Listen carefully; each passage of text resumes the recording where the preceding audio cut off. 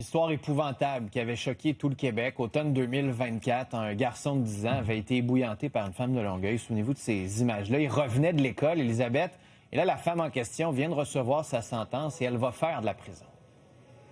Absolument. En fait, elle est déjà détenue, donc elle va le demeurer. Le juge là, qui, ce matin, Philippe Vincent, a entériné une suggestion commune des deux parties, donc le condamné à 27 mois de détention. C'est assorti d'une probation quand même de 3 ans.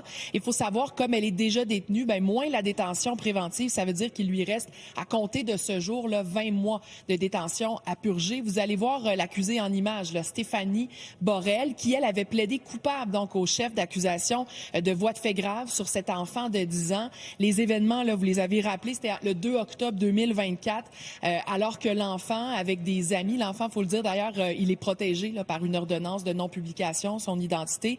Donc, lui rentrait de l'école avec des amis et s'était approché donc de la porte de l'accusé avec l'intention de sonner et quitter là, pour s'amuser. Mais finalement, l'accusé était sorti de son domicile, lui avait lancé un contenant d'eau bouillante. L'enfant qui avait été atteint au visage, au torse, à l'omoplate, brûlé donc sur 4 % de la surface de son corps au 2e degré. Il y avait des membres de sa famille aujourd'hui qui assistaient là, bien sûr à l'audience et on a pu parler avec une amie de la famille, vous allez l'entendre, qui réagit donc à la décision rendue. Ce sera suivi de la procureure.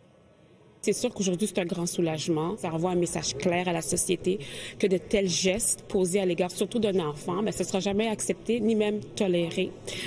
Donc là, maintenant, la famille va se concentrer sur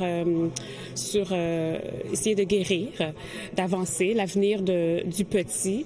C'est sûr que les séquelles psychologiques peut-être vont rester à tout jamais, mais l'important, c'est que maintenant, le chapitre est terminé. On a entendu là, les parents s'exprimer via une lettre que j'ai lue en salle d'audience. On voit l'ampleur des conséquences.